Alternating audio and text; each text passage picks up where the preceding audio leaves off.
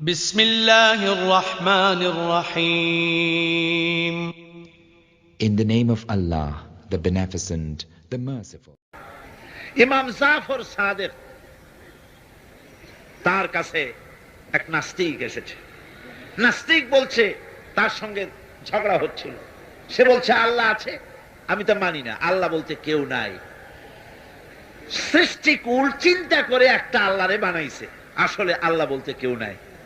ইমাম জাফর সাদেক তাকে বললেন, আচ্ছা নাস্তিক, তোমার জীবনে কি এমন কোন ঘটনা কখনো ঘটেছে যে তুমি সমুদ্রে চলে যাচ্ছিলে, সমুদ্র পথে চলেছো, আর সমুদ্রে তোমার জাহাজ ডুবি ঘটেছিল, বিশাল ঢেউয়ের মধ্যে পড়েছিলে, এমন কি কোনো ঘটনা জীবনে ঘটেছে?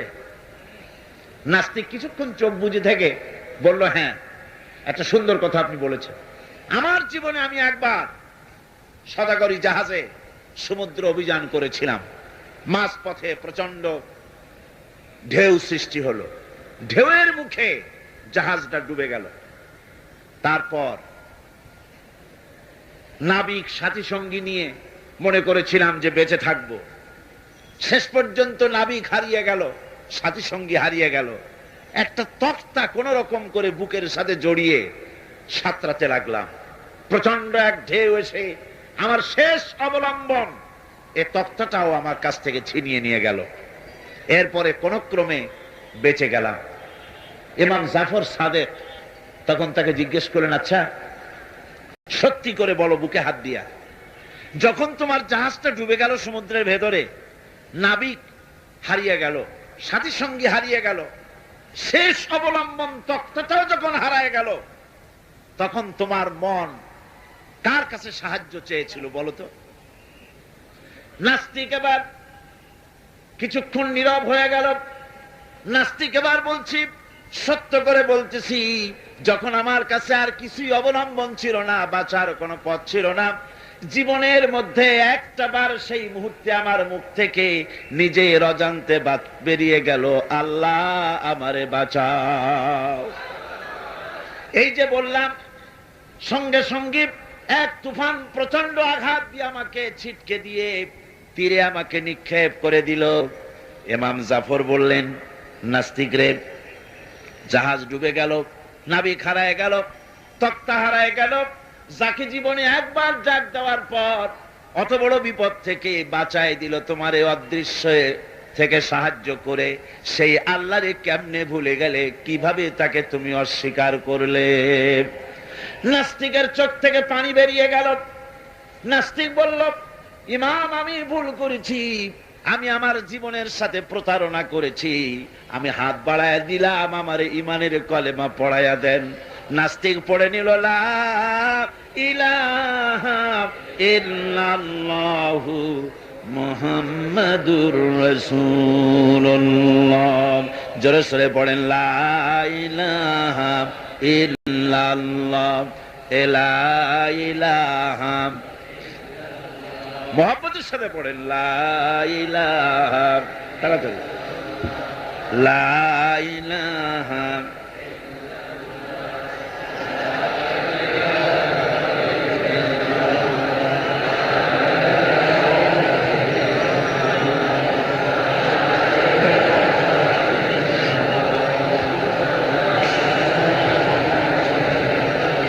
লা ইলাহা ইল্লাল্লাহু মুহাম্মাদুর রাসূলুল্লাহ। আমার ভাইয়েরা, আল্লাহ পাকের পরিচয় দিতে গিয়ে কোরআন আবার বলে, আফালাম ইয়ানজুরু ইলাস সামাই ফাওকাহুম কাইফা বানাইনাহা ওয়া যায়্যানাহা ওয়া মা লাহা মিন ফুরুজ। তারা কি কখনো নিজেদের উপরে অধিষ্ঠিত, নিজেদের উপরে অবস্থিত ওই বিশাল আকাশের দিকে কি তাকায় দেখে না, কিভাবে আকাশটা আমি বানালাম, আর কি সুন্দর করে আকাশটারে আমি সাজায় দিলাম? এটা কি তারা দেখে না? যার ভিতরে কোনো ফাঁকা নাই, এত সুন্দর করে আকাশটারে বানালাম, ওই আকাশের দিকে কি তাকায় না? আকাশ নিয়ে কি চিন্তা ভাবনা গবেষণা করে না? আমার ভাইয়েরা, বহু লোক এমন আছে ওই আকাশের দিকে তাকায়। বিজ্ঞানীদের মধ্যে এমন আছে, কেউ কেউ বলে আকাশ বলতে কোনো জিনিস নাই, অনেক দূর তাই নীলা নীলা দেখা যায়, আকাশ বলে কোনো জিনিস নাই। নাউজুবিল্লাহ, বহুত দূরে, সেই জন্য ওইরকম দেখা যায়, আসলে কিছু নাই। আর সত্যিকারের বড় বড় বিজ্ঞানী যারা, তারা আকাশের অস্তিত্ব সম্পর্কে চিন্তা ভাবনা করে, তাদের চিন্তা এবং গবেষণায় এই জিনিস ধরা পড়ে যে নিঃসন্দেহে আকাশ বলে কিছু আছে। মহাশূন্য যারা গবেষণা করছে, চিন্তায় তারা হয়রান হয়ে যাচ্ছে, বিস্ময় হতবাক হচ্ছে। আল্লাহ পাক বলছেন, ওয়ামা লাহা মিন ফুরুজ, এর ভেতরে কোনো ফাটল নাই। আকাশ থেকে নিয়ে জমিন পর্যন্ত এই বিশাল মহাশূন্য যারা গবেষণা করছে। আমেরিকায় এবার আমার অনেক লম্বা সফর ছিল, 11টা স্টেট সফর করলাম। তার ভিতরে হিউস্টন, যেখানে হচ্ছে মহাশূন্য গবেষণাগার এর প্রধান কেন্দ্র, হেড অফিস, অন্তত 3-4 দিন সময় হলে ভালো করে দেখা যায়, এত বড় বিশাল এরিয়া। আমার হাতে সময় ছিল 5 ঘন্টা।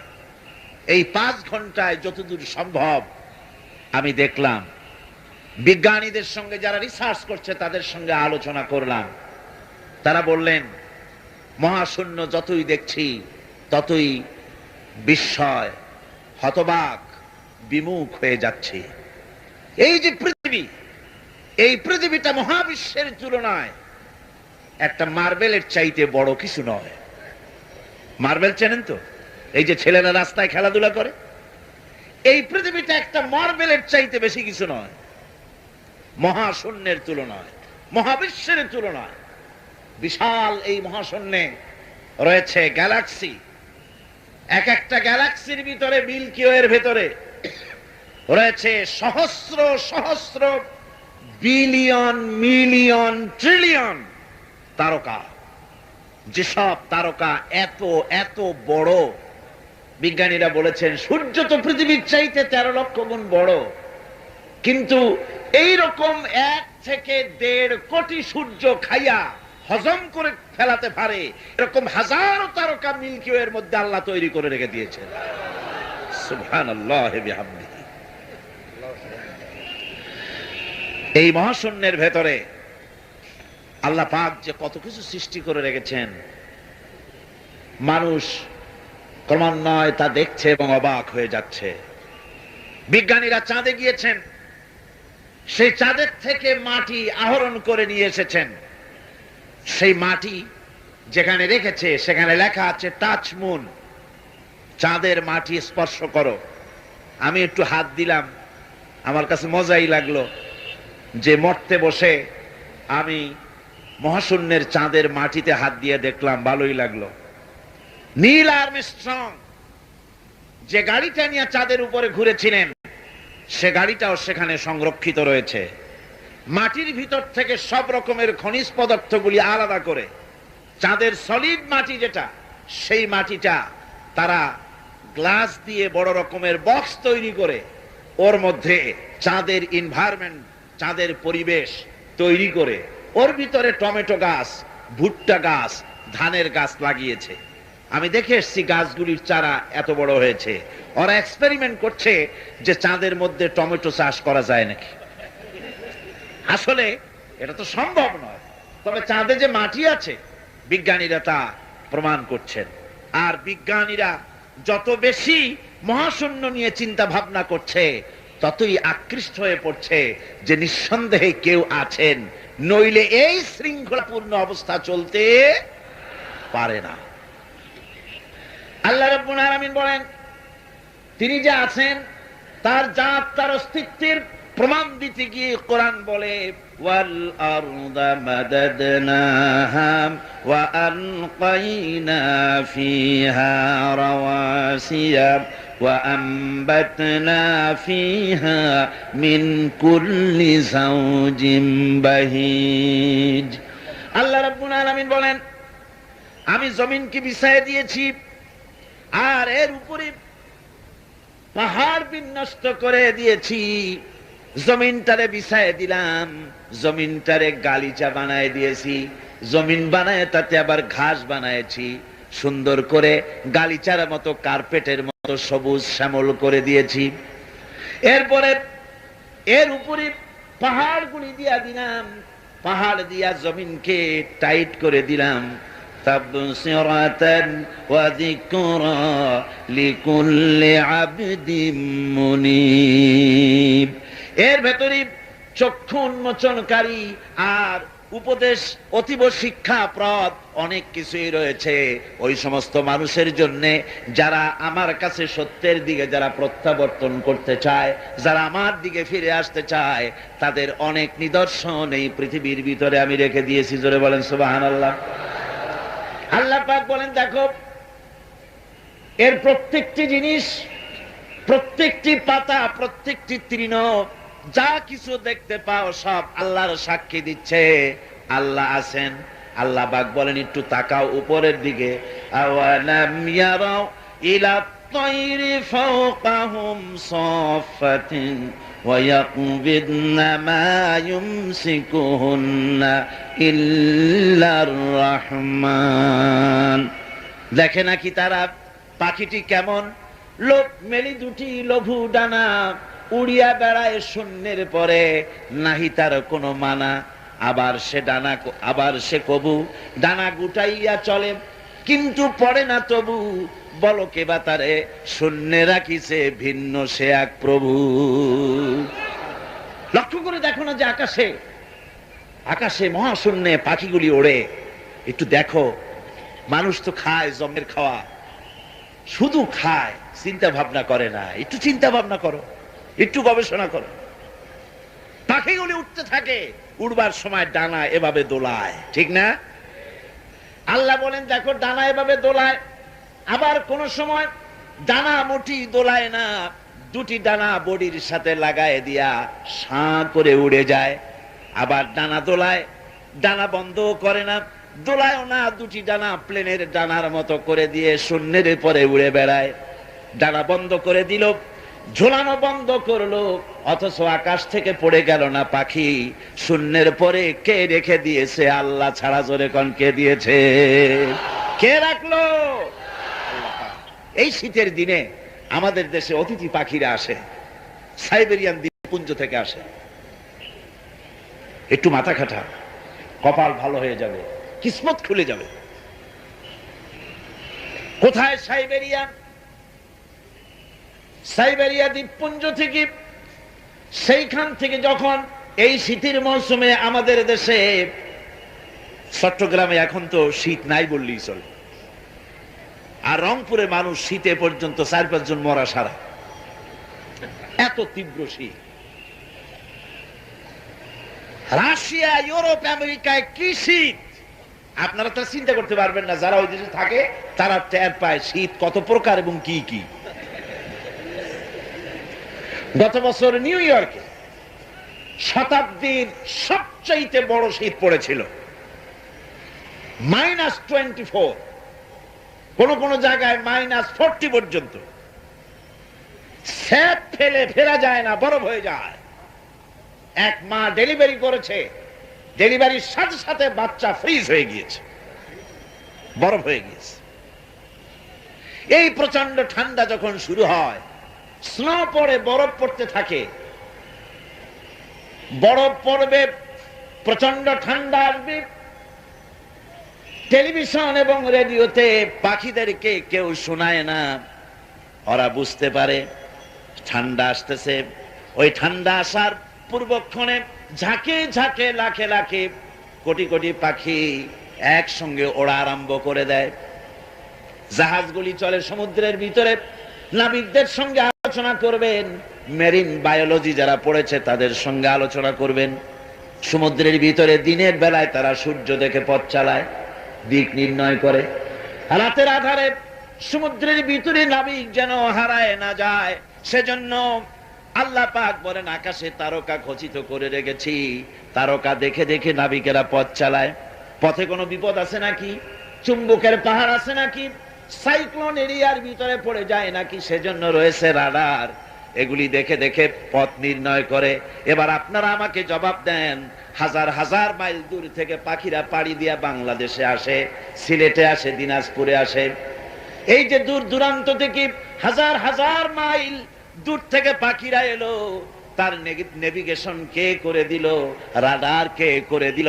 কে তার পথের দিশা দিল? এ পথে গেলে বাংলাদেশ পাবি। সুবহানাল্লাহ, জোরে বলেন সুবহানাল্লাহ। কে তিনি? আমার আল্লাহ। জোরে বলেন আল্লাহ। সুবহানাল্লাহ। আল্লাহ, তোমার জন্য মহব্বত করতে পারি তৌফিক দাও, তোমার জন্য যেন বাঁচতে পারি তৌফিক দাও, তোমার নামের উপরে যেন মরতে পারি তৌফিক দাও, জান্নাতে তোমার যেন দেখতে পারি তৌফিক দাও। এসব অসংখ্য নিদর্শন দেখে যারা বুদ্ধিমান, যারা জ্ঞানবান, যাদের মাথার ভিতরে কিছু আছে, তারা বোঝে নিঃসন্দেহে একজন আছেন, তিনি আর কেউ নাম, তার নাম হচ্ছে আল্লাহ রব্বুল আলামিন। এবার আল্লাহ পাক বলেন, তাকাও, আমার সৃষ্টি ভালো করে দেখো। আল্লাযী খালাকা সাবআ সামাওয়াতিন তিবাকা মা তারা ফি খালকির রাহমানি মিন তাফাউত ফারজি'ল বাসারা হাল তারা মিন ফুতুর। ক্ষমাশীল তিনি, সপ্ত আকাশ রচিলেন থরে থরে, কোন ত্রুটি হেরিবে না তার পূর্ণ সৃজন পরে। আল্লাহ পাকের ওই আকাশের দিকে তাকাও, জমিনের দিকে তাকাও।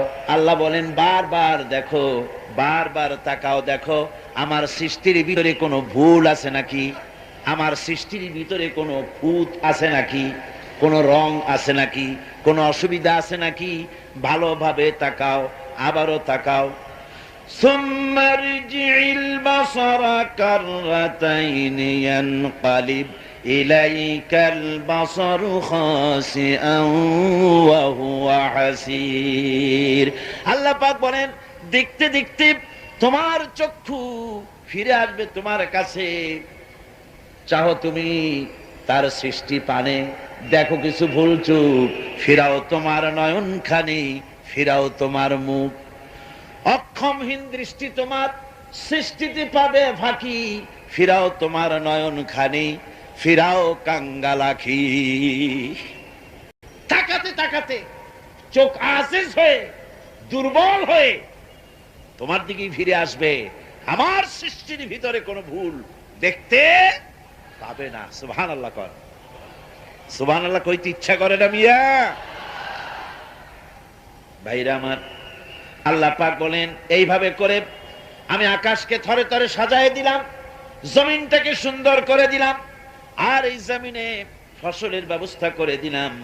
ফল হলো, কি সুন্দর সুন্দর করে ফল আমি দান করলাম। আল্লাহ পাক বলেন, ওয়া আয়াতুল লাহুমুল আরদুল মাইতাতু আহইয়াইনাহা ওয়া আখরাজনা মিনহা হাব্বান ফামিনহু ইয়াকুলুন। আমার নিদর্শনের ভিতরে এগুলিও নিদর্শন। মৃত্যু জমিনকে আমি জিন্দা করে দেই, আর তার ভিতর থেকে তোমার রিজেক উৎপন্ন করি।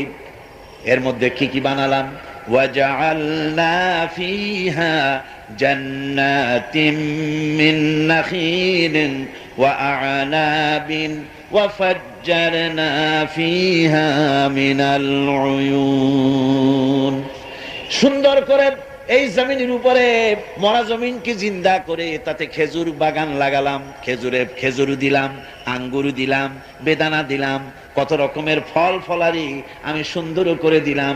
জমিন থেকে ঝর্ণা ধারার পানি আমি উচ্ছারিত করে দিলাম। লিয়াকুলু মিন সামারিহি ওয়া মা আমিলাতুহু আইদিহিম আফালা ইয়াশকুরুন। এই সমস্ত ফল তোমরা খাও। এবার বলো, এর কোন একটি ফল কি তোমার নিজের হাতের বানানো নাকি? তুমি বানাইছো? এই যে বেদানা, আঙ্গুর, আপেল, যা কিছু খাও, কার বানানো? আফালা তাশকুরুন। এগুলো খাও, শুকর আদায় করো না। এগুলা খায় বান্দা ছাগলের মতো চাবায়, শুকর আদায় করে না। বাম হাত দিয়ে খায়, তার ডান হাত দিয়েও খায় না। আল্লাহ নাম নিয়ে খায় না। বাম হাত দিয়ে খাওয়া এটা নাকি একটা কি স্টাইল, সোজা কথা। আর হুজুর বলেছেন বাম হাতে খায় শয়তানে। বাম হাতে কে খায়? চিল্লা এখন, বাম হাতে কে খায়? শয়তান। বাম হাতে আল্লাহর বানানো জিনিসগুলো খায়। সিগারেট গুলা দেখছি দাঁড়ায় দাঁড়ায়, বা যখন গাড়িতে চলি দেখি নজরে পড়ে, সিগারেটটা ধরাইয়া মুখে ধরে টান দিয়া তারপরে উপরের দিকে ফু ছাড়িয়া দিয়ে তাকায় থাকে, ফু গেল কদ্দুর। আরে কপাল পোড়া মুসলমান। আল্লাহ রাব্বুল আলামিন বলেন, এত সব অসংখ্য নিদর্শন আমি দিলাম, এই নিদর্শনাবলীর ভিতর থেকে আমারে খুঁজে বের করো, আমারে সেজদা দাও, শুকর আদায় করো। দাম চাই না, পয়সা চাই না, শুকর আদায় করো। মাঝে মধ্যে খাওয়ার বলো আলহামদুলিল্লাহ, পড়েন সবাই আলহামদুলিল্লাহি রাব্বিল আলামিন। আল্লাহর প্রশংসা করো। এই যে শীতের দিন বাড়িতে পায়াস বানায় খাও, চট্টগ্রামে খায় না বুঝি? এটার কি পায়াস বলে না কি বলে? কি বলে? ওই যে রস দিয়া চাউল দিয়ে বানায়, পায়েস বলে। হ্যাঁ, সুপ পিঠা, শীত পিঠা। না না, পিঠা আর পায়েস তো ভিন্ন জিনিস। আচ্ছা বানান, আপনারা যেরকম খুশি খান। এই যে পিঠাগুলি বানাচ্ছেন, পায়েস বানাচ্ছেন, খেজুর গাছ রস দেয়। রস দেয় কোথায়? গোড়ায়, গোড়ায় না আগায়? আগায়। মাথা কাটায় চিন্তা করুন, যে খেজুর গাছের মাথা কাটলে পরে ফোঁটা ফোঁটা পানি পড়ে কলসি ভিজে যায়, ভরে যায়। সকাল বেলায় গ্লাস গ্লাস ঠান্ডার মধ্যে এই শরবতগুলি আল্লাহর বানানো, এই শরবত গিলে গিলে খায়, মিষ্টি পানি মাথায় পাওয়া যায়। যে খেজুর গাছের মাথায় এই মিষ্টি পানি পাওয়া গেল, ওই খেজুর গাছের গোড়া খুঁজতে খুঁজতে 3 মাইল নিচেও যদি যান, মাথা কাটলে যেমন রস পাওয়া যায়, 3 মাইল নিচে গেলে ওই রকম রস পাওয়া যায় নাকি? পাশে তেঁতুল গাছ, পাশে নিম গাছ, নিম গাছে তিতা ফল দিল, আরেকটা গাছে কষ ফল দিল, আর পাশে খেজুর গাছ মিষ্টি পানি আল্লাহ বানায়া দিলেন। আবার নারকেল গাছ বানায় দিলেন। নারকেল গাছের 30 হাতের মাথায় ডাবের ভিতরে আল্লাহ মিশ্রি যেন শরবত বানায় দিলেন। বান্দারে খালি শরবত খাইয়া পেট ভরবে না, এই জন্য ডাবের ভিতরে তোর জন্য হালুয়া রুটিও বানায়া রাখছি। এরপরেও যদি বলে আল্লাহ নাই, আহা, এরে বুঝাবার কোন উপায় নাই। আল্লাহ হেদায়েত করুন, কোন আমিন। মহান আল্লাহ রাব্বুল আলামিন বলে, বান্দারে দুগ্ধ পোষ্য, দুধ প্রদানকারী, দুগ্ধ দানকারী চতুষ্পদ জন্তুর ভিতরে আমি আল্লাহ রাব্বুল আলামিনের নিদর্শন আছে, উপদেশ আছে তোদের জন্য। ওয়া ইন্না লাকুম ফিল আনআমি লাইবরা نسقيكم مما في بطونه من بين فرث ودم لبنا خالصا سائغا للشاربين। চতুষ্পদ জন্তুর ভিতরে আমি আল্লাহর নিদর্শন আছে, তোমার শিক্ষা আছে। চতুষ্পদ জন্তুর দিকে তাকাও। তোমার বাড়ির গাভী আর তোমার বাড়ির ছাগলে খায় কি? ভুসি খাইলো, তিসি খাইলো, আর জমিনের ঘাস খেলো। এগুলি খাওয়ার পর শরীরের ভিতরে এই খাদ্য দিয়ে রক্ত হয়, পায়খানা হয়, পেশাব হয়, আর পাশাপাশি রাস্তা দিয়া এমন সুন্দর শুভ্র স্বচ্ছ এবং পানকারীদের জন্য সুস্বাদু দুধ, পেশাব পায়খানা যেখান থেকে বেরোয় তার পাশে থেকে আমি তোমার জন্য সুস্বাদু দুধ বের করে দেই। এগুলো দেখো কি বোঝো না যে নিশ্চয়ই কেউ একজন আছে? কাগজ যে মিলে তৈরি হয়, চট্টগ্রাম কর্ণফুলী আছে না, চন্দ্রকোনা পেপার মিল আছে। বাংলাদেশের কাম তো সারছে, কাগজের কাজ শেষ। এখন কাগজ ভারত থেকে আমদানি করা ছাড়া উপায় নাই, ঠিক কিনা কন? এই সংকট আমার দেশে কোন কারণে নিউজ প্রিন্ট তৈরি হয় না, কোন কারণে হোয়াইট প্রিন্ট নিউজ প্রিন্টের দাম বাড়লো? কাগজ তো তৈরি হয় মন্ড দিয়ে, কাঠ দিয়ে, ঠিক কিনা কন? সেই কাঠের মন্ড, বাঁশ, এগুলি কি কমে গেছে? কমেনি। বরং আজকে যে কাগজের সংকট সৃষ্টি হয়েছে, আমি বলবো কৃত্রিম সংকট, এবং এ সংকট হয়েছে ভারতের দালালি করতে গিয়ে এই সংকট হয়েছে।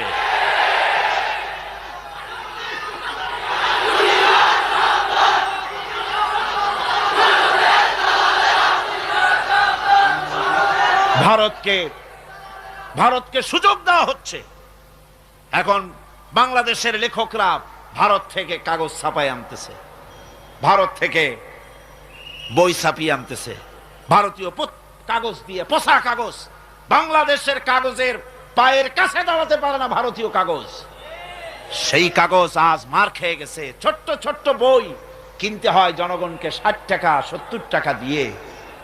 এই সংকট আজকে দেশে প্রতিযোগিতা হচ্ছে ভারতের দালালি কে কত বেশি করতে পারে। বন্ধুগণ, ভারতের দালালি এই বিষয় আমার আজকের বিষয় না, এ বিষয় আর এক সময় বলবো ইনশাআল্লাহ। কাগজের কথা বলতেছিলাম। কাগজ তৈরি হয় কেমনে আমি দেখেছি। কাগজের মিলের ভিতরে আমাকে ঢুকায় দেখানো হয়েছে কাগজ কেমনে বানানো হয়। বাঁশগুলি আর কাঠগুলি ইলেকট্রিক হিটে পানির মতো গলে যায়, আর 3-4টা নেটে ছাঁকনি দিয়ে বহু কায়দা কানুন করে পাতলা হয়ে ফর্মের মধ্যে এসে আস্তে আস্তে কাগজের রূপ নেয়। গাছ দিয়ে কাগজ তৈরি হলো, বাঁশ দিয়ে কাগজ তৈরি হলো, পাটের খড়ি দিয়ে, মন্ড দিয়ে কাগজ তৈরি হলো। এতগুলো নেট থাকে, ছাকনা থাকে, যাতে করে কোনো আবর্জনা না আসে, কাগজটা যেন প্লেন হয়। এত ছাকনা দেওয়ার পরেও কাগজে কলম দিয়ে লিখতে গিয়ে নিপের সাথে মাঝে মধ্যে আবর্জনার সাথে অ্যাক্সিডেন্ট হয়ে যায় না? এত সাবধানতা অবলম্বন করার পরেও কাগজের ভিতরে আবর্জনা দেখা যায়। এবার বলেন, গাভী আর ছাগলে ঘাস খেলো, কুটা খেলো, বসি গেল, তিসে গেল, জীবন ভর দুধ খেলেন, একদিন বলেন বুকে হাত দিয়া বলেন কোনদিন দুধের মধ্যে একটা ঘাসের কণাও পেয়েছেন নাকি? আল্লাহ রাব্বুল আলামিন বলেন, বান্দারে এত সুন্দর করে খাওয়ালাম, আমার শুকর কেন আদায় করলি না? দুধ খা আর আমার শুকর আদায় কর। বল আলহামদুলিল্লাহি রাব্বিল আলামিন। জোরে সোরে জিকির করেন আল্লাহর লা ইলাহা ইল্লাল্লাহ, লা ইলাহা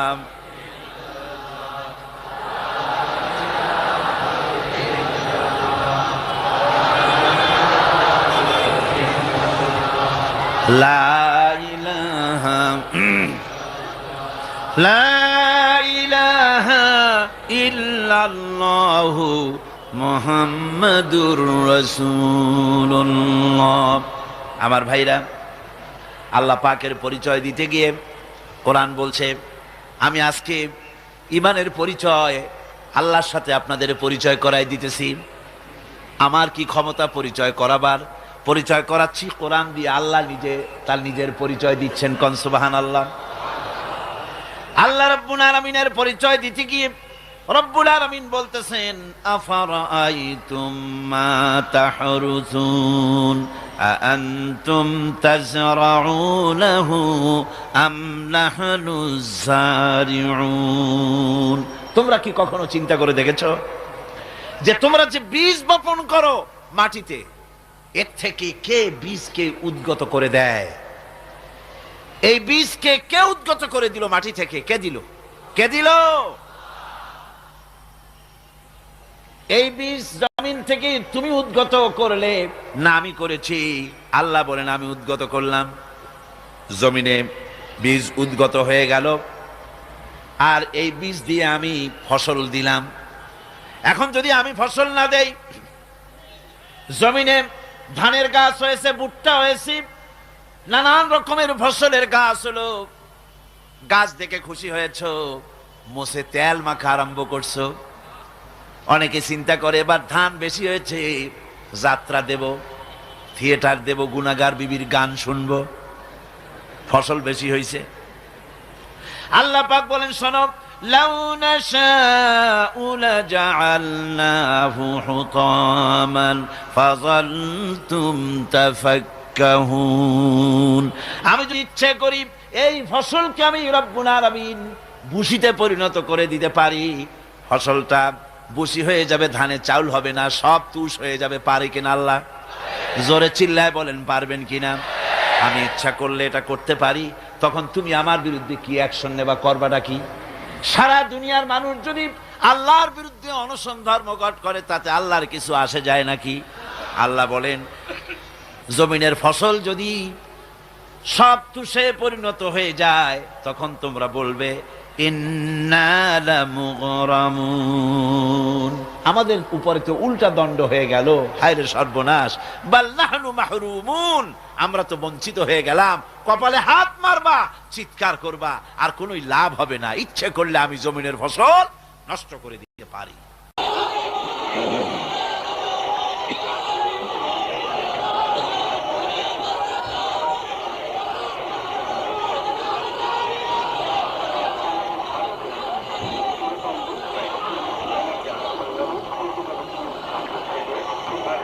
نحمده ونستعينه ونستغفره ونعوذ بالله من شرور أنفسنا ومن سيئات أعمالنا، من يهد الله فلا مضل له ومن يضلله فلا هادي له، ونشهد أن لا إله إلا الله وحده لا شريك له، ونشهد أن سيدنا وحبيبنا ومولانا محمدا عبده ورسوله الذي أرسله بالحق بشيرا ونذيرا وداعيا إلى الله بإذنه وسراجا منيرا.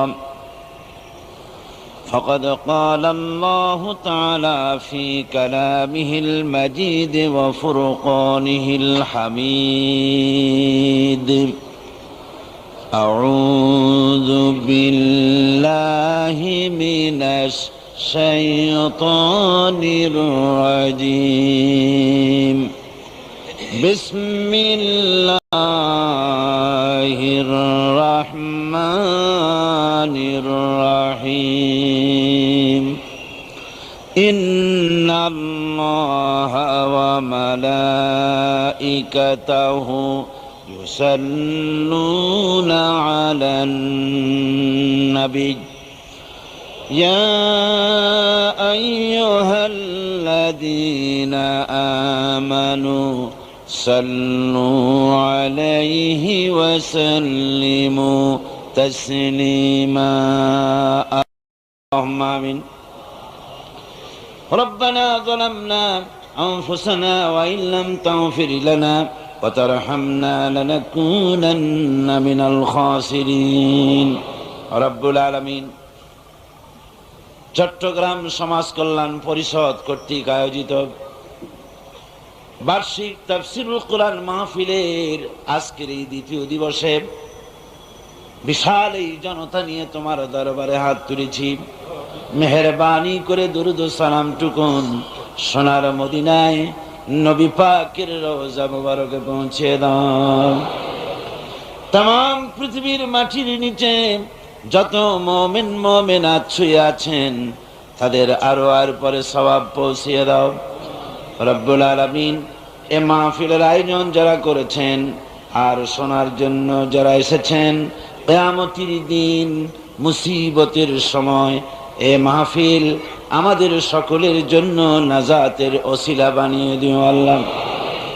ইয়া রব करम तू अगर करे वो बात दे जुबां को जो दिल पर असर करे। रब्बना तक़ब्बल मिन्ना इन्नका अंतस समीउल अलीम व तुब अलैना इन्नका अंतत तव्वाबुर रहीम।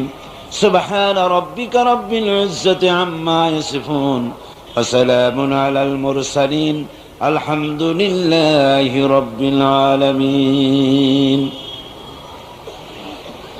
আজকের মাহফিলের সম্মানিত সভাপতি, বিশিষ্ট আলেমে দ্বীন, মুফাসসিরে কোরআন, শাইখুল হাদিস আল্লামা হযরত মাওলানা শামসুদ্দিন সাহিব আতালাল্লাহু উমরুহু ওয়া বারাকাল্লাহু ফি হায়াতি, হাযরাত উলামায়ে কিরাম, সম্মানিত দেশ বিদেশ থেকে আগত ভাইয়েরা, পর্দার আড়ালের বোনেরা, প্রিয় সাংবাদিক বৃন্দ, আসসালামু আলাইকুম ওয়া রাহমাতুল্লাহি ওয়া বারাকাতুহু।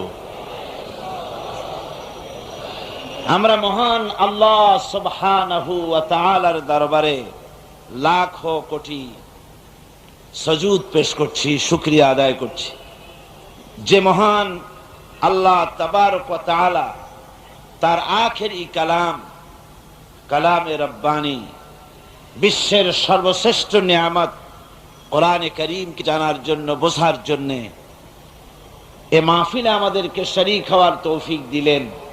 আমরা মনিবের দরবারে শুকরিয়া আদায় করছি। আমরা সকলে পড়ছি আলহামদুলিল্লাহ। মোহব্বতের সাথে জোরে সোরে সবাই পড়েন আলহামদুলিল্লাহ। রব্বানা লাকাল হামদ হামদান কাসীরান তাইয়িবান মুবারাকান ফীহি।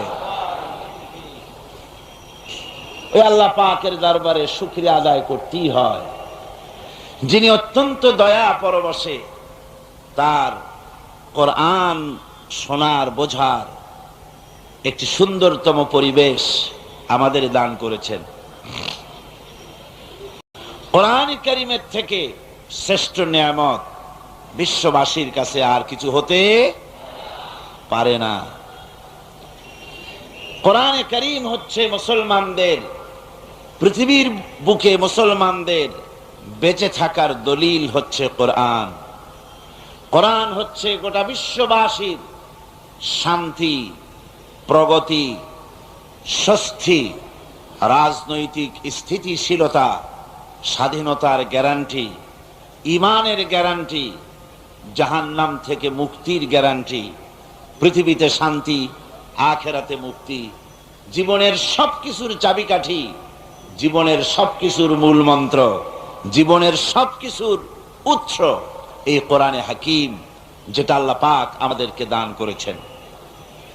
এর তাফসীরের শেষ নাই, এর ব্যাখ্যার শেষ নাই, এর শোনারও কোনো শেষ নাই। যত শুনি ততই মজা লাগে।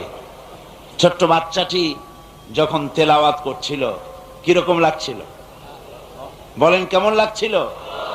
সুবহানাল্লাহি বিহামদিহি। এটি যে আল্লাহর কালাম, তাকে যার বিবেক আছে তাকে কি বুঝিয়ে বলার কোনো প্রয়োজন আছে? এটা যে আল্লাহর কালাম, তার প্রতিটি অক্ষর, প্রতিটি শব্দ হৃদয়ের কন্দরে গ্রথিত হয়, কানে মধুর লাগে, কলিজা ঠান্ডা হয়, জীবন পথহারা মানুষ পথের দিশা পায়, মন চায় আরো শুনি, আরো শুনি, আরো শুনি। এর জন্য কোনো শেষ নাই। আপনারাই বলুন, পৃথিবীতে কত গান আপনারা শোনেন, গান প্রিয় মানুষ বহুত আছে। এমন অনেক মানুষ আছে বলে যে গান যদি নাই শুনলাম, গান যদি পৃথিবীতে না থাকে তাহলে বাঁচবো কি করে? এরকম মানুষও আছে, গানের এত প্রিয়। বুঝলাম আপনি খুব গান প্রিয় মানুষ। যে গানটি আপনার সবচেয়ে বেশি প্রিয়, সে গানটি 10 বার 20 বার কি তার থেকে বেশি আপনি শোনেন, আপনি গান, কিন্তু এরপরে আপনার এই গানটি আর শুনতে ইচ্ছে করবে? বলেন, ইচ্ছে করবে? করবে না। আপনার সবচেয়ে প্রিয় লেখক, যার লেখা বই আপনার বেশি ভালো লাগে, এ ধরনের কোন প্রিয় লেখকের বই 1 বার 2 বার 3 বার পড়েন একখানা বই, কিন্তু 5 বার 10 বার কি পড়তে ইচ্ছে করবে? মন চাইবে না। এবার ভেবে দেখুন, এই কোরআনে কারীম দীর্ঘ 1500 বছর ধরে মানুষেরা তেলাওয়াত করছে আর শুনছে, মন কি কখনো বিরক্তির উদ্রেক হয়েছে? কখনো হয়নি। মন চায় আরো শুনি, আরো শুনি, আর ব্যাখ্যারও কোনো শেষ নাই। কোরআনে কারীমের যত তাফসীর এ পর্যন্ত পৃথিবীতে এসেছে, প্রত্যেকটি তাফসীর যিনি লিখেছেন যে যুগে, সে যুগের চাহিদা ওই তাফসীরে পূরণ হয়েছে। পৃথিবী যত অগ্রগতি হবে, প্রগতির দুয়ার যত খুলে যাবে, বিজ্ঞানের নতুন নতুন আবিষ্কার এবং উদ্ভাবন দিয়ে বিশ্বকে যত চমৎকৃত করবে, কোরআনের তাফসীর আরো তত বেশি মানুষের কাছে হৃদয়ঙ্গম হতে সহজ হবে। কোরআন পুরানো হবে না, সব বাসি হবে, একটার পর একটা। দর্শন বাসি হয়, বিজ্ঞান বাসি হয়, সাহিত্য বাসি হয়, কবিত্ব বাসি হয়। কোরআন এমন এক কিতাব যা কখনো বাসি হয় না, যা সব সময় চিরন্তন, শাশ্বত, চিন্ময়, অক্ষয়, অব্যয়, যা থাকবে ইলা ইয়াউমিল কিয়ামা। এমন এক নিয়ামত আল্লাহ আমাদের দান করেছেন। আমি এসে অধ্যাপক মুফিজ সাহেবের ওয়াজ শুনতেছিলাম, কোরআনের কথা তিনি বলতেছিলেন। আল্লাহ পাক তার হায়াত দারাজ করুন। তাকে যে মা পেটে ধরেছে, তাকে যে পিতা জন্ম দিয়েছে, সার্থক তাদের জীবন। ইংরেজি ভাষার অধ্যাপক, ইংরেজিতে পড়াশোনা করেছেন, ইংলিশের প্রফেসর, তিনি যখন বক্তব্য রাখেন হৃদয় স্পর্শ করে, মন থেকে দোয়া আসে, সন্তান তো এরকমই হওয়া উচিত। আল্লাহ পাক তার প্রতি রহম করুন, সবাই বলি আমিন। বন্ধুগণ, কোরআনে কারীমের ব্যাখ্যার কোনো শেষ নাই। প্রতি যুগে যতই তাফসীর বেরোচ্ছে, যুগের চাহিদা পূরণ হচ্ছে, আলহামদুলিল্লাহ।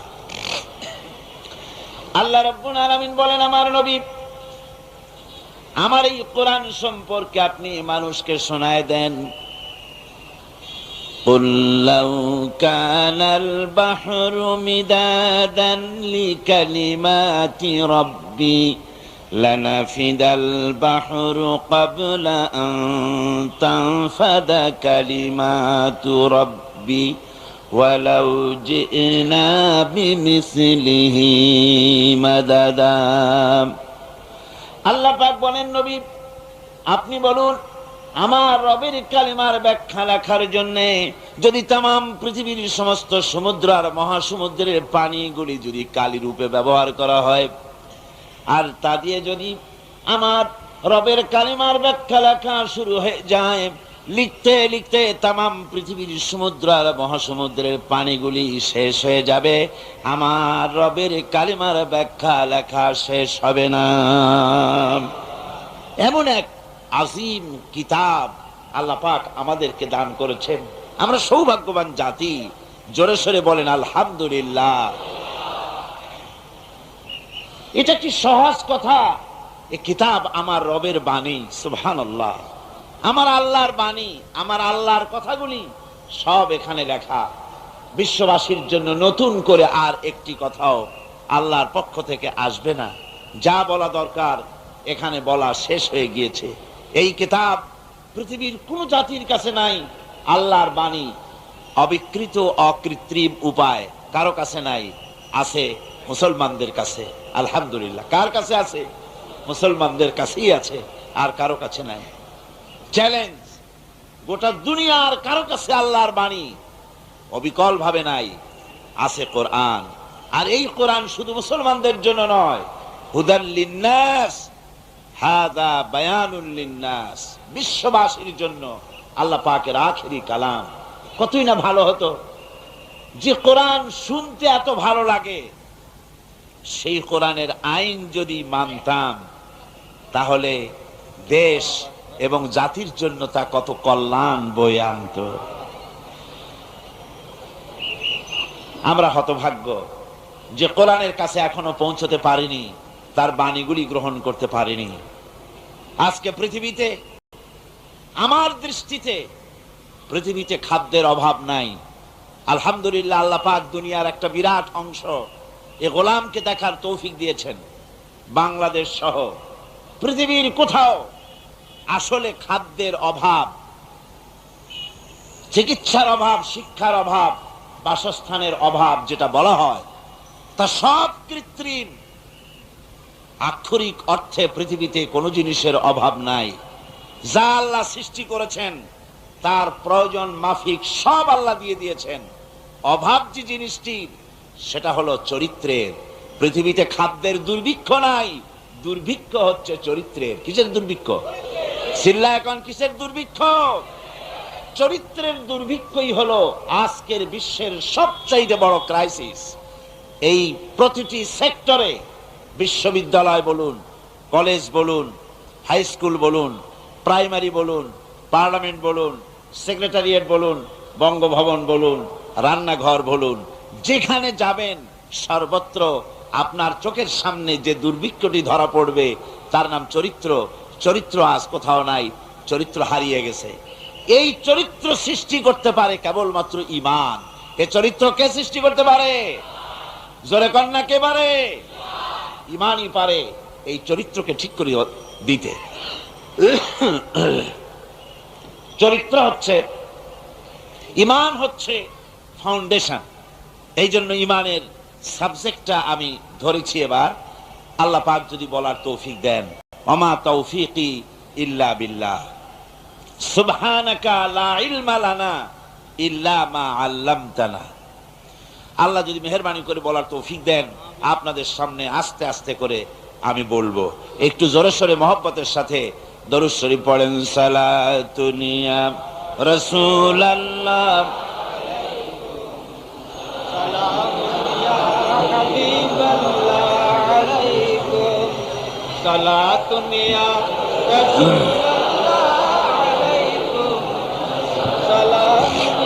হাবিবাল্লাহ আলাইকুম। ভাইরা আমার, ঈমান হচ্ছে ফাউন্ডেশন, ভিত্তি। ভিত্তি যদি মজবুত হয়, আর এর উপরে যদি আপনি মাল্টি স্টোরেড বিল্ডিং করেন, 50 তলা, 20 তলা, 100 তলা, ফাউন্ডেশন মজবুত হলে বিল্ডিং টিকে থাকবে। ফাউন্ডেশন যদি দুর্বল হয়, তাহলে বিল্ডিং টিকতে পারবে না। মানব জাতি তাদের ব্যক্তি, পরিবার, সমাজ এবং রাষ্ট্রকে যদি একটা ইমারত বলেন, একটা বিল্ডিং বলেন, তাহলে তার ফাউন্ডেশন হচ্ছে ঈমান। ঈমান যে জাতির বলিষ্ঠ, সমৃদ্ধ, ঈমান যে জাতির কোরআন ভিত্তিক, সেই জাতি পৃথিবীর মধ্যে সবচেয়ে বেশি শক্তিশালী জাতি। সে জাতি পৃথিবীর ভিতরে সমৃদ্ধ হতে পারে, দুনিয়াও শান্তি পেতে পারে, আখিরাতেও শান্তি পেতে পারে। এই জন্য ঈমানের কথাই আমি আপনাদের সামনে বলবো। গতকালকের সাবজেক্ট ছিল ঈমানের পরিচয়, আর আজকের বিষয় হচ্ছে ঈমানের গুরুত্ব, আল্লাহর প্রতি ঈমানের গুরুত্ব। যেহেতু আমি যেখান থেকে শুরু করেছিলাম সেখানে আল্লাহ পাকের বর্ণনা এভাবে ছিল। আল্লাহ পাক এভাবে বলছেন, লাইসাল বিররা আন তুওয়াল্লু ওয়ুজুহাকুম কিবালাল মাশরিকি ওয়াল মাগরিবি ওয়ালাকিন্নাল বিররা من آمن بالله واليوم الآخر والملائكة والكتاب والنبيين। পূর্ব এবং পশ্চিম দিকে মুখ ঘোরানোর মধ্যেই কোনো কল্যাণ নিহিত নেই। বস্তুত প্রকৃত সৎ কাজ কি? প্রকৃত সৎ কাজটাই হচ্ছে আল্লাহর প্রতি ঈমান। প্রকৃত সৎ কাজ কি? আল্লাহর প্রতি ঈমান, এটা যে কত বড় গুরুত্বপূর্ণ কথা। আপনি পূব দিকেই হোক আর পশ্চিম দিকেই হোক, যতই মুখ ঘুরান, যতই সেজদা দেন, যতই বিনয় প্রকাশ করেন, আল্লাহর প্রতি প্রকৃত ঈমান যদি আপনার তৈরি না হয়, তাহলে এই মুখ ঘোরানোর, এই সেজদা দেওয়ার মূল্যায়ন হবে না, গুরুত্ব বহন করবে না। এই জন্যে ইসলামের প্রত্যয় এবং আচরণের সামগ্রিক ব্যবস্থাপনায় প্রাথমিক মৌলিক যে জিনিসটি, সেটা হচ্ছে আল্লাহর প্রতি ঈমান। সেটা আল্লাহর প্রতি কি? ঈমান। আর এটা হলে ইসলামের প্রত্যেকটি ব্যাপারের উৎস এবং তার প্রত্যাবর্তন স্থল হচ্ছে আল্লাহ, আল্লাহর প্রতি ঈমান। যেমন ফেরেশতাদের উপর ঈমান কেন আনতে হবে? যেহেতু ফেরেশতারা আল্লাহর বানানো ফেরেশতা, এজন্য ফেরেশতাদের উপর ঈমান আনতে হবে। পয়গম্বরের প্রতি ঈমান আনবো কেন? যেহেতু তারা আল্লাহর পয়গম্বর। কিতাবের প্রতি ঈমান আনবো কেন? যেহেতু কিতাব হচ্ছে আল্লাহর বাণী। আখিরাতের উপরে বিশ্বাস, ঈমান আনবো কেন? এই জন্য যেহেতু তা আল্লাহ পাকের শেষ নির্ধারিত বিচারের দিন, সেজন্য। ফরজগুলি মানবো কেন? এই জন্য যেহেতু সেটা আল্লাহর হুকুম। কথা বুঝতে পেরেছেন কিনা? সুতরাং আল্লাহকে কেন্দ্র করে ইসলামের গোটা ব্যবস্থাপনাটা এর উপরে দাঁড়িয়ে আছে। এই একটিমাত্র জিনিসকে যদি জীবন থেকে বিচ্ছিন্ন করা হয়, আল্লাহর প্রতি ঈমানটা যদি জীবন থেকে বিচ্ছিন্ন হয়ে যায়, তাহলে ফেরেশতা, কিতাব, নবী, আখিরাত ইত্যাদির উপরে বিশ্বাস স্থাপন করা সবকিছুই গুরুত্বহীন।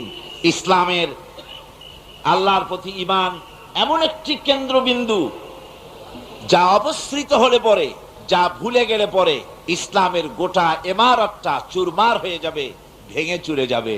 মূল বিষয় হচ্ছে আল্লাহর প্রতি ঈমান। মূল বিষয়টা কি? এই গুরুত্বপূর্ণ ব্যাপারটিতে শুধু আল্লাহ আছেন এতটুকুন কথা বিশ্বাস করলে ঈমান আনা হয় না। এত বড় গুরুত্বপূর্ণ বিষয়, শুধু আল্লাহ আছেন এই কথাটুকুন বললেই ঈমানের হক আদায় হয় না। বরং আল্লাহর প্রতি বিশ্বাস স্থাপনের জন্য 4টি শর্তের প্রয়োজন। বলেন কয়টি? আপনাদের কাছ থেকে আমি মাঝে মধ্যে প্রশ্ন করে জবাব নেই, তাতে কি আপনারা বিরক্ত হন নাকি? আমি যে জবাব নেই এই কারণে যে আপনি যদি আমার সাথে সাথে কথার জবাব দেন, তাহলে জিনিসগুলি আপনার মুখস্থ হবে, মনে থাকবে, শোনাটায় কাজ দিবে। সেই জন্য জিজ্ঞেস করছি, আপনারা জবাব দিবেন যে আল্লাহ পাকের প্রতি বিশ্বাস স্থাপনের জন্য শর্ত কটি? 4টি শর্ত। প্রথম হচ্ছে আল্লাহ পাকের জাতকে বিশ্বাস করতে হবে, অর্থাৎ অস্তিত্বকে স্বীকার করতে হবে। 2 নম্বরে আল্লাহর সিফাত বা গুণাবলীকে বিশ্বাস করতে হবে। 3 নম্বরে আল্লাহর ক্ষমতাকে বিশ্বাস করতে হবে। 4 নম্বরে আল্লাহ পাকের হুকুম, আহকাম, বিধিনিষেধ মানতে হবে। এই 4টি শর্ত যদি পুরা করা যায়, তাহলে আল্লাহকে বিশ্বাস করেছি এটা প্রতীয়মান হবে, এটা আল্লাহর কাছে গৃহীত হবে। আজকের বক্তৃতা এই 4টি পয়েন্টের উপরেই সীমাবদ্ধ থাকবে ইনশাআল্লাহ। প্রথমেই বলতে চাই আল্লাহ পাকের জাতের কথা। একথা অকট্টভাবে প্রমাণিত সত্য যে এই দুনিয়া, এই বিশ্বলোক, এই বিশ্ব চরাচর এমনি এমনি কিছুই তৈরি হয়নি। এ সব কিছুর পেছনে একজন স্রষ্টা আছেন, যার নাম আল্লাহ। জোরে বলেন, তার নাম কি? আচ্ছা ভাই, আল্লাহর নাম নিতে আপনাদের কোনো শরম আছে? কোনো ভয় করে? কোনো লজ্জা করে নাকি? তাহলে চিৎকার দিয়ে মহব্বতের সাথে বলেন, আকাশ জমিনের সবকিছুর নিয়ন্ত্রণকারী এবং স্রষ্টা কে? সুবহানাহু ওয়া তাআলা। আল্লাহ সুবহানাহু ওয়া তাআলা, তিনি সবকিছু সৃষ্টি করেছেন এবং সবকিছুর নিয়ন্ত্রণ করছেন। তিনি এক উচ্চ মহান শক্তি, যে শক্তি অপ্রতিদ্বন্দ্বী, যে শক্তির মোকাবেলায় এই পৃথিবী কোনো কিছুই তার মোকাবেলায় টেকে না। সেই আল্লাহ পাক, তিনি ছিলেন, তিনি আছেন, তিনি থাকবেন। তার কোনো শুরু নাই, তার কোনো শেষ নাই। আর তার ক্ষমতার প্রতিদ্বন্দ্বী আকাশেও নাই, জমিনেও। এই কথাটি আল্লাহ রাব্বুল আলামিন ছোট্ট একটি সূরার ভিতরে সুন্দর করে মানুষকে শুনিয়ে দিয়েছেন। কুল হুয়াল্লাহু আহাদ। আমার সাথে সবাই পড়েন, কুল হুয়াল্লাহু আহাদ আল্লাহুস সামাদ লাম ইয়ালিদ ওয়া লাম ইউলাদ ওয়া লাম ইয়াকুন লাহু কুফুয়ান আহাদ। আল্লাহ রাব্বুল আলামিন বলেন, হে নবী আপনি বলুন, আল্লাহ এক এবং একক, তিনি কারো মুখাপেক্ষী নন, তাকে কেউ জন্ম দেয় নাই, তিনিও কাউকে জন্ম দেন নাই। আকাশ আর জমিনে আল্লাহ রাব্বুল আলামিনের সমকক্ষ কেউ নাই, তিনি এক এবং একক। কোরআনে কারীম আল্লাহর পরিচয় সম্পর্কে কোরআন বলতেছে, যালিকুমুল্লাহু রাব্বুকুম লা ইলাহা ইল্লা হুয়া খালিকু কুল্লি শাই। যালিকুমুল্লাহু রাব্বুকুম, এই হচ্ছে আল্লাহ, যিনি তোমাদের রব। সুবহানাল্লাহ, সুবহানাল্লাহ বলেন। ইনি হচ্ছেন আল্লাহ, যিনি তোমাদের রব। তিনি ছাড়া কোনো ইলাহা নাই, তিনি সব কিছুই সৃষ্টি করেছেন। ফা'বুদুহু ওয়া হুয়া আলা কুল্লি শাইইন কাদির। একমাত্র তারই আনুগত্য করো, তার সামনে মাথাটা নত করে দাও, তার আনুগত্য জীবনের সকল ক্ষেত্রেই করো। সমস্ত জিনিসের উপরে ক্ষমতাবান একমাত্র কে?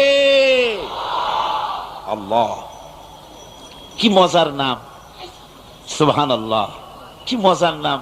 এত নাম শুনি দুনিয়ায়, আর পৃথিবীর অন্যান্য জাতিরা তাদের স্রষ্টাকে যে নামে ডাকে, ডাকুক্ষণ, আমাদের কোনো আপত্তি নাই, ওনারা ডাকুন। কিন্তু দেখুন, সেই নামগুলি উচ্চারণের ভিতরে ওনাদের কি জিজ্ঞাসা করেন এতে মজা কেমন লাগে, অর্থটা কি দাঁড়ায়। যেমন খ্রিস্টানেরা স্রষ্টাকে বলে গড। এখন গড, যে গড এই শব্দটা যদি আপনি উল্টায় দেন তাহলে কি হয়ে যায়? হায় রে কপাল, কি বেকায়দা। অন্যান্য জাতিদের কথা বললামই না, একটা কথাই বললাম, আমার আল্লাহ, সুবহানাল্লাহ, কি নাম, কি মজা। আল্লাহ আল্লাহ আল্লাহ, আল্লাহু আকবার, কি মজা। যত শোনা যায় ততই মজা লাগে। এই আল্লাহ রাব্বুল আলামিন হচ্ছেন এমন, তিনি আছেন, তিনি ছিলেন, তার সব আছে। চোখ আছে, হাত আছে, পা আছে, সবই আছে। কোরআন শরীফের মধ্যে এগুলি আছে। কিন্তু কি রকম আছে এই প্রশ্ন করা জায়েজ নাই। তার কাইফিয়াত ভিন্ন। আল্লাহ পাকের সব রয়েছে, তিনি সব দেখতে পাচ্ছেন। তিনি সমস্ত সৃষ্টিকুলের স্রষ্টা। বিশ্ব চরাচরের চারিদিকে অসংখ্য নিদর্শন আছে, যা চিন্তা করলে পরে আল্লাহ পাকের অস্তিত্বকে উপলব্ধি করা যায়। কিন্তু যারা পাগল, অর্থাৎ যাদের চিন্তা শক্তি কম, এত কিছু দেখার পরেও তাদের ইমানে, তাদের মাথার ভিতরে আল্লাহর অস্তিত্ব ঢোকে না। একজন বেদুইনকে জিজ্ঞাসা করা হলো, বেদুইন, বদবি, গ্রাম্য লোক, কলেজে পড়ে নাই, ইউনিভার্সিটিতে পড়ে নাই, সায়েন্স ল্যাবরেটরিতে রিসার্চ করে নাই, এমন একজন গ্রাম্য বদবিকে জিজ্ঞাসা করা হয়েছিল, আল্লাহর অস্তিত্বের প্রমাণ স্বরূপ তুমি কিছু বলতে পারো কিনা, আল্লাহ আছে নাকি? ওই গ্রাম্য লোক বললেন, ছাগলের ছোট ছোট পায়খানার বড়িগুলি, কি বলেন, ছাগলের পায়খানা ট্যাবলেটের মতো না, ক্যাপসুলের মতো। কোন জায়গায় ছোট্ট ছোট্ট ছাগলের বিষ্ঠাগুলি দেখলে পরে যে দেখে সে বুঝতে পারে এখানে ছাগলেরা থাকে। গাধার পায়খানার স্তূপ দেখলে পরে মানুষ বুঝতে পারে এখানে গাধারা বাস করে। পায়ের চিহ্ন দেখলে মনে করা যায় এখানে কোনো মানুষ হেঁটে গিয়েছিল।